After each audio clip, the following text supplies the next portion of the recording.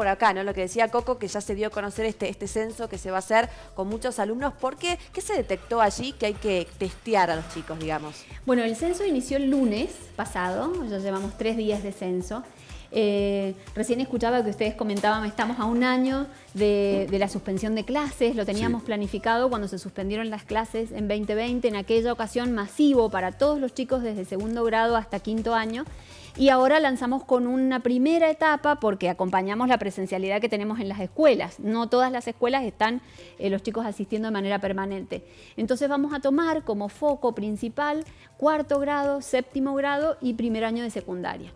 La idea es observar y medir la fluidez lectora, es decir, con cuánta velocidad, con cuánta precisión y expresión leen los chicos en voz alta. Tomamos este componente porque es decisivo, es solo un componente de la comprensión lectora, pero es fundacional y es lo que nos permite detectar problemas en los procesos como más complejos que la comprensión implica. Justamente los chicos son los de finales de ciclo. Exacto. Los que se toman en cuenta, sí, ¿no? Sí, hemos seleccionado los finales de ciclo para trabajar hacia atrás. Por ejemplo, el cuarto grado de este año son los chicos que acaban de terminar tercero, y trabajar hacia atrás con el primer ciclo. En este componente de la lectura tiene mucho que ver con la decodificación de las letras al interior de las palabras. Entonces, ¿qué ocurre en los procesos iniciales de lectura para que ese proceso se vea dañado, ralentizado y sin duda termina influyendo en la comprensión a largo plazo? Para que los papis, los tíos, los abuelos que están mirando la tele en este momento, incluso los chicos también, lo tengan así de claro. ¿Qué es lo que les está pasando? ¿Están desamorados de la lectura? ¿Les da lo mismo leer que no leer? ¿Están leyendo poco en voz alta?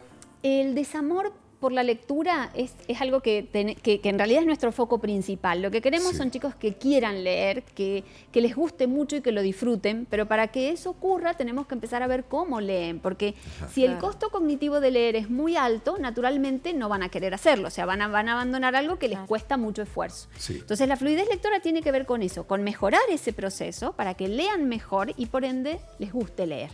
Ese es el camino con el que vamos a ir trabajando. Miramos ese proceso para entenderlo bien. ¿Y qué significa? ¿Cómo observamos la fluidez lectora? En la lectura en voz alta. Se mejora con mucha facilidad porque es escucharlos leer para saber cómo leen. Y lo que detectamos, porque ya hemos tenido otras instancias de medición, es que les encanta que los escuchemos leer. Los chicos van al censista, lejos de lo que uno piensa, que por ahí pueden ir nerviosos, muy deseosos de leer, deseosos de que los escuchen leer.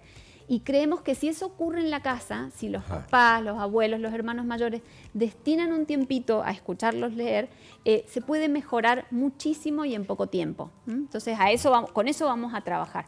Por ahí en las pequeñeces de la casa, ¿no? Pedirles que nos lean un instructivo, una receta, una etiqueta. Una etiqueta. O sea, naturalizarlo de lo cotidiano, ¿no? Como para que Claro. aprendan a mamar la pasión por eso. Y es el momento por ahí para hacer el censo, a veces escuchado.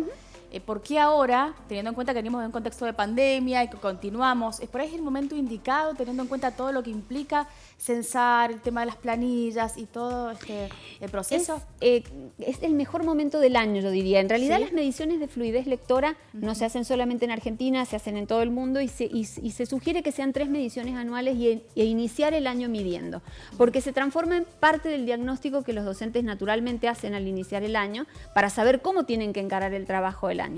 Por otro lado, la carga del censo se está realizando directamente en el sistema GEM. Entonces, el maestro de cuarto, el maestro de séptimo grado, los profes de primer año van a tener acceso a esa información de manera inmediata. Saber cómo leen los chicos con los que yo empiezo el año trabajando es un dato importante porque cambia mi planificación y me permite abordar, ¿no? Y la idea es tener una segunda medición, tal vez si la presencialidad nos acompaña, más masiva, de otros grupos y otras franjas de edades también, para ir dándole continuidad, no solo para recibir nosotros información y apuntalar, acompañar, diseñar materiales y formación para los docentes, sino para que el propio docente vaya tomando decisiones en relación a eso. Me llamaba la atención que decían hace días atrás que iban a tener en cuenta la tonalidad, ¿puede ser? Sí. ¿De cómo leen los chicos? Porque es parte de la expresión al leer. Y bueno, la ciencia de la lectura avanzó en los últimos 20 años enormemente. Tenemos mucha información en relación a los procesos neuronales que involucra la lectura. y nos dice que, ustedes se acordarán que años atrás era muy frecuente que los chicos pasáramos, cuando yo iba a la escuela era muy frecuente que pasáramos a leer al frente y en voz alta. Sí. Lo que se ha ido descubriendo con el tiempo es que esa lectura en voz alta es muy necesaria para la comprensión a la hora de leer silenciosamente. Es decir, que yo recurro a esa figura expresiva, al tono con el que leo, aun cuando leo de manera silenciosa. Y eso hace que comprendan o no, o que comprenda mejor lo que leo. ¿Y cómo se está haciendo? ¿Dónde se está haciendo?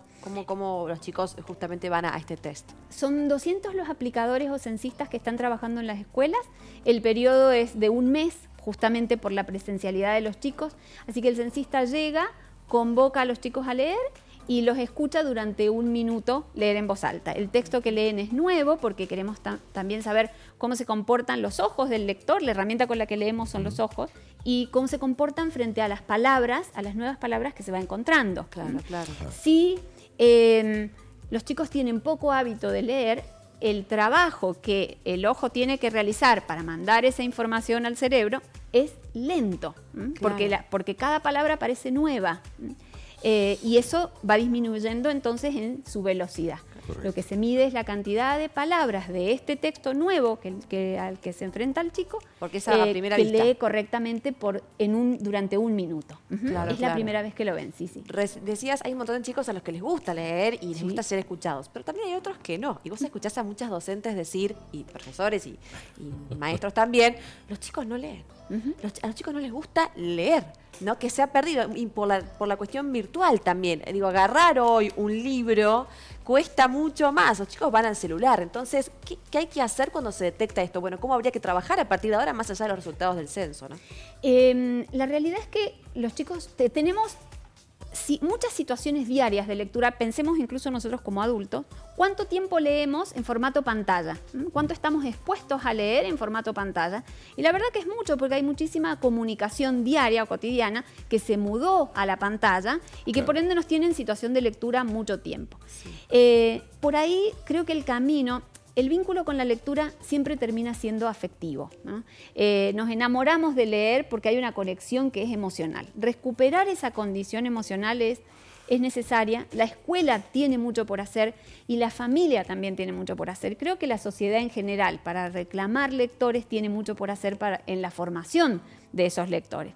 Pero el punto es encontrarnos con los chicos en el lugar en el que están.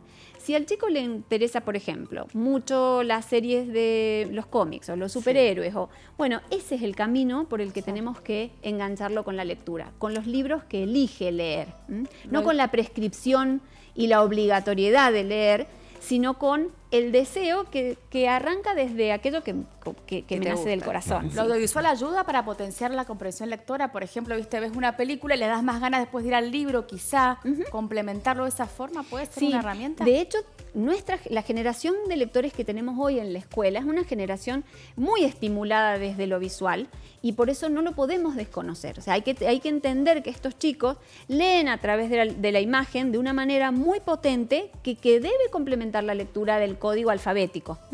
Y sí, lo visual, en definitiva, detrás de un chico que, por ejemplo, le gusta mucho o ve series o le gusta el cine, también hay un amor por la historia, porque nos cuenten qué es el fermento y el germen de la lectura en realidad. Silvina, tenemos entendido que también se ha detectado que le cuesta a la chica, al chico de hoy, la sociabilización. ¿Está enganchado con el tema de la lectura o no? ¿Lo van a revisar también? Creo que los procesos de comunicación entre todas las personas han cambiado tanto con las redes sociales, por ahí notamos adolescentes que son más efectivos comunicándose a través del chat que cara a cara. Sí. Pero ese trabajo que tiene que ver con la educación emocional y con el clima que la escuela ayuda o puede ayudar a generar, sin duda influye en su trabajo escolar y necesitamos abordarlo. O sea, necesitamos repensar la lectura y la escritura desde el nuevo espacio comunicativo que tenemos, que es la digitalización, ¿no? Los nuevos lugares en los que nos comunicamos, las redes sociales, qué rol tenemos como comunicadores al interior de las redes sociales, qué se espera de nosotros, qué alcance tiene lo que decimos. Son todos desafíos que que tenemos en la escuela y que abordar claramente. ¿Y qué han notado? Digo, estamos a 17 días de esta vuelta a clases, tan esperada por todos, tan distinta, ¿no? ¿Qué balance, si se quiere, en estos días que han notado ustedes desde la Dirección General de Escuelas? Yo creo que el balance más importante es el deseo de los chicos de volver a la escuela, que quieran estar, que la semana, en el caso, por ejemplo, de las escuelas que tienen presencialidad alternada semanal, que quieran que llegue la semana para volver a la escuela, es algo que de lo que los docentes tenemos que armarnos para el trabajo, porque ese entusiasmo ha puesto en un lugar diferente al valor de las relaciones interpersonales en el aula. Nadie aprende solo, todos aprendemos en equipo. No aprendo solo del profesor, aprendo del compañero que me interpela, que cuestiona, que hace la pregunta que yo tal vez no me animo a hacer. Entonces, hemos trabajado con los docentes en jornada en febrero esto. ¿Cómo nos agrupamos para trabajar y qué intención hay detrás de ese agrupamiento? Porque lo emocional es el sustrato del aprendizaje y estamos transitando una etapa emocionalmente muy intensa en el regreso a clase. Y desde lo psicopedagógico, desde lo psíquico, ¿qué han notado? ¿Cómo están los chicos? Digo, transitando la pandemia, que ha sido muy difícil también para ellos. Desde allí, digo, están con ganas de volver. Eso está claro, todos tenían ganas de volver a verse y encontrarse, pero digo, los chicos, ¿cómo han vuelto a clases? Los chicos han vuelto, como te decía, deseosos de estar ahí, deseosos de aprovechar el tiempo con sus compañeros, y creo que nos queda un camino de reencuentro con lo que ha ocurrido o no el año pasado en términos de aprendizaje y de sociabilización. Tenemos muy claro que ese trabajo con lo emocional hay que abordarlo y lo venimos haciendo, insisto, desde febrero, porque el año va a ser intenso, va a ser complicado en relación a presencialidad, no presencialidad, en fin. Y es con la realidad que tenemos que trabajar, pero sobre todo no descuidar el trabajo con lo emocional. Tenemos chicos que vinieron a lo mejor de vuelta después de un año de no haber estado, algunas escuelas volvieron, pero otros no. Claro. Algunos de no haber estado en contacto con compañeros porque viven en zonas muy alejadas y no pudieron verse. Entonces, en cuanto a los contenidos, esto de que hablábamos de que el 2020 va a ir de la mano con el 2021, por esto que hablábamos, ¿no? De lo difícil que fue, la no presencialidad, la conectividad que muchos tuvieron pero otros no.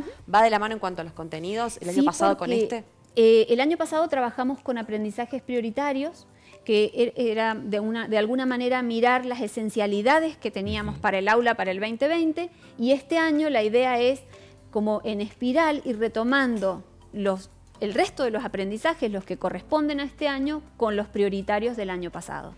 Pero entendiendo este marco afectivo del que hablábamos, que son chicos que han tenido un año de hábitos diferentes. Eso también se nota en el aula, el hábito de trabajo, el tiempo de atención, cuánto puedo trabajar, cómo puedo relacionarme con los otros al trabajar. Todo esto ha cambiado y nos da un escenario distinto en el aula. Silvina, en el final, ¿cuándo tendremos resultados de este censo que ya se inicia? El periodo de censo se extiende hasta el 20 de abril, así que después de esa fecha, ya igualmente como el impacto es inmediato, estamos observando ya algunas hoy hacemos el primer balance de los primeros 3 días, pero el 20 de abril vamos a tener, y ahí seguramente podremos volver a charlar sobre qué hemos visto y cómo vamos a encarar el año en función de eso. Bien. Silvina, gracias. No, por favor, Que esté muy gracias bien, a ustedes.